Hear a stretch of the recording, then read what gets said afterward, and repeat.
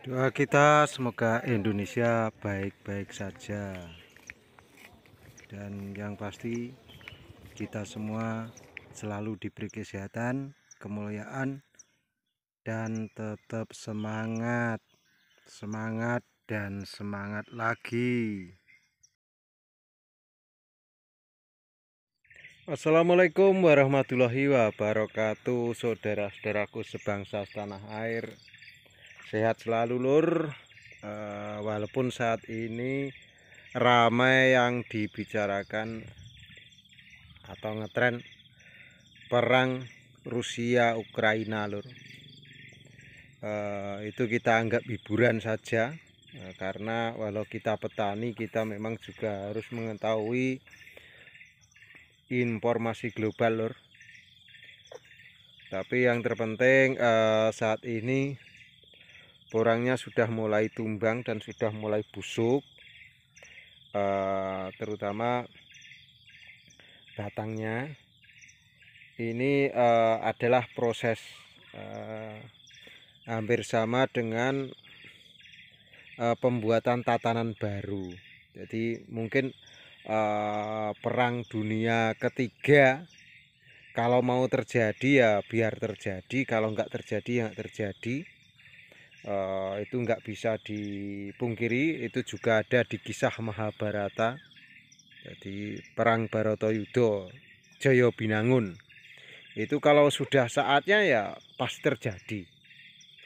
Kuasa manusia cuma bisa apa? Itu cuma keseimbangan antara, kalau zaman dulu itu blok barat, blok timur, dan Indonesia ini non blok. Waktu dulu beliaunya yang Soekarno, orang yang sangat luar biasa.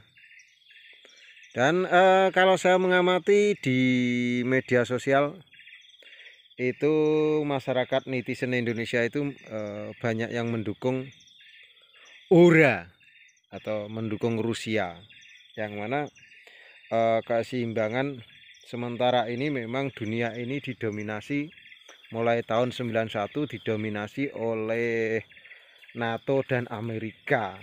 Mereka menginvasi kemana-mana bebas, hampir sama, terutama di Timur Tengah, termasuk Suriah dan Irak, juga Mesir, juga Palestina yang berkepanjangan. Jadi itu keseimbangan lah. Mungkin yang selama ini Uni Soviet tidur mulai tahun 91, sekarang mungkin bangkit lagi. Dan kabar seperti ini waktu saya kecil dulu biasa lur. Jadi waktu saya kecil dulu, berita fakta warsawa, berita perang dingin itu saya SD dulu itu hal biasa. Jadi seperti reuni zaman dulu. Jadi nanti kalau sudah hancur perang, nanti akan ada tatanan baru. Kita teringat dulu Nagasaki, Hiroshima dibom, dur, habis. Setelah itu tatanan baru dan Jepang bisa bangkit, bahkan melebihi Jepang yang dahulu. Mungkin juga nanti akan terjadi seperti itu. Begitu juga kalau di Mahabharata, kalau orang Jawa sangat percaya itu cerita Mahabharata di pewayangan. Itu setelah perang Baratayuda itu, setelah itu ada tatanan baru. Jadi itu hal biasa. Bukan saya pro perang, enggak. Stop where, nek nyetop piye gitu loh. Terus kalau itu memang sudah terjadi ya terjadi. Terus kembali ke ini. Ini adalah tatanan baru. Jadi kemarin porang itu subur ijo royo-royo, sekarang itu roboh dan hancur.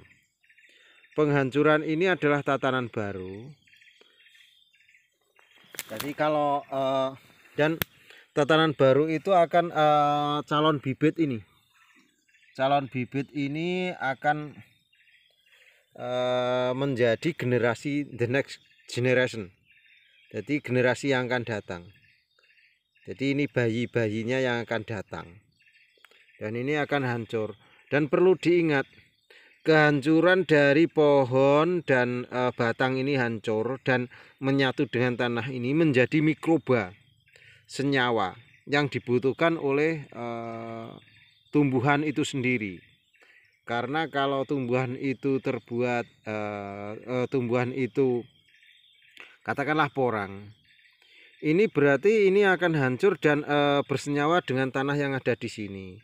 Dan nanti akan menambah kesuburan. Jadi makanya porang kalau sudah ditanam di situ lama, itu tanpa dipupuk pun sudah bagus karena ini akan hancur. Dan ini juga akan membuat mikroba atau apa namanya, semacam jamur atau kehidupan. Ini gennya masuk tanah. Dan ini berarti tanah di sekitar yang ditanami porang itu sudah mengandung zat gatal gitu loh. Kemungkinan kan ini juga mengandung asam oksalat juga batangnya ini. Ya, jadi nanti akan menambah menjadi kedepannya penghancuran ini akan menyatu dengan tanah dan nanti akan menjadi pupuk secara alami. Sambil kita jalan ke ladang lur, sambil daripada nggak ada bahasan juga yang terjadi di perang lur. Jadi itu tatanan baru memang perlu ada.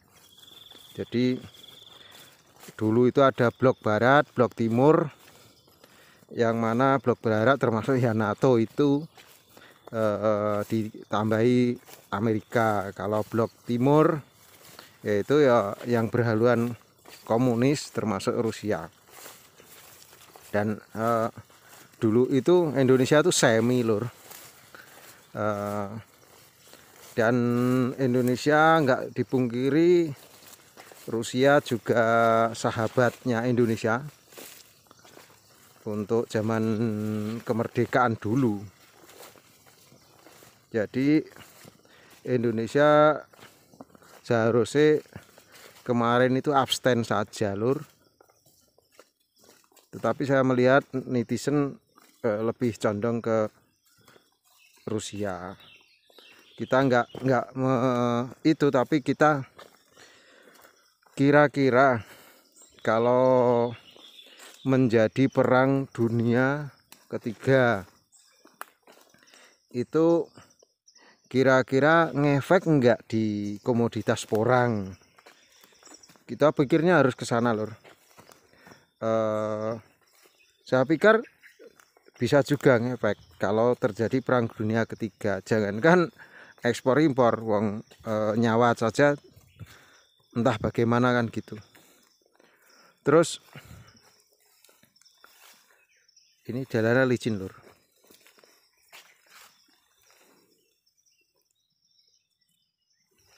Ini sebagian belum roboh seperti yang tadi. Masih ada yang belum. Dan ini jalannya curam. Jadi kalau rame di media sosial itu dibilang Rusia perang dengan Ukraina, diawali dengan perang dengan Ukraina, nanti akan perang dengan NATO gitu. Bahkan nuklir, pakai senjata nuklir yang canggih, pemusnah massal lah gitu.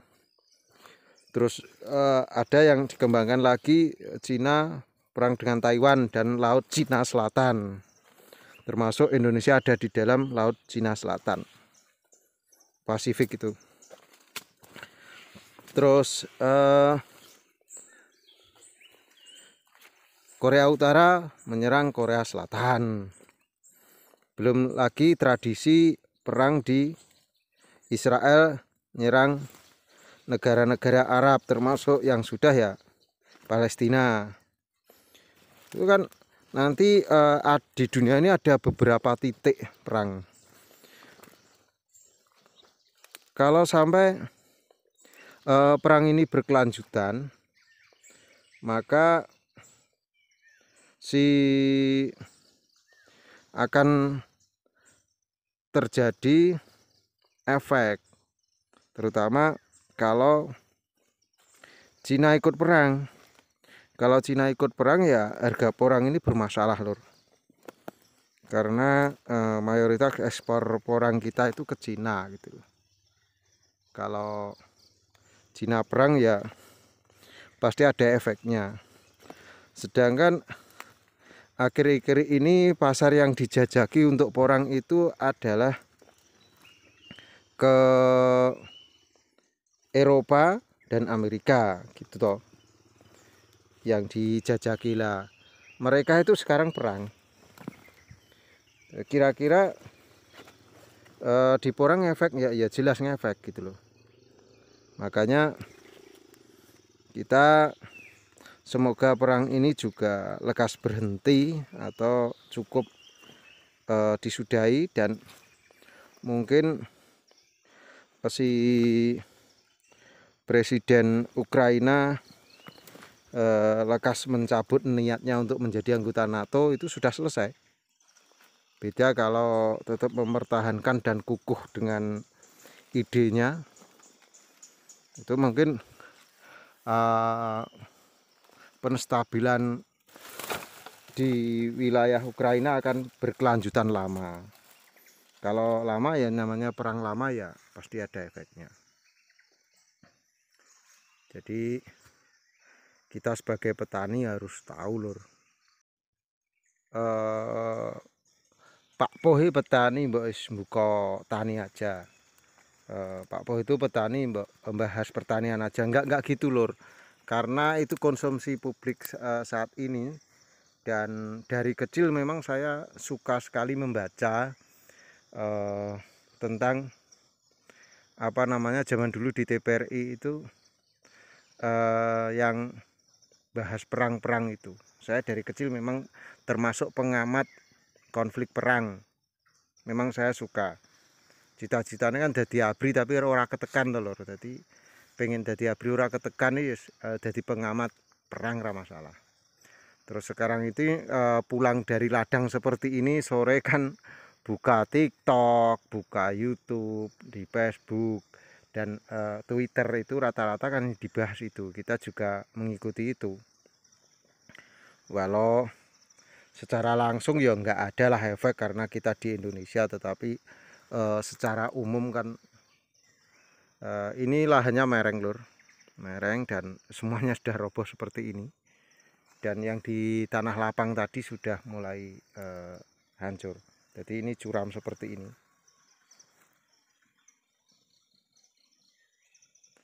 Jadi untuk dulur-dulur tetap konsen di porang, tetap yakin di porang. Insya Allah masa depan kita akan lebih baik lagi.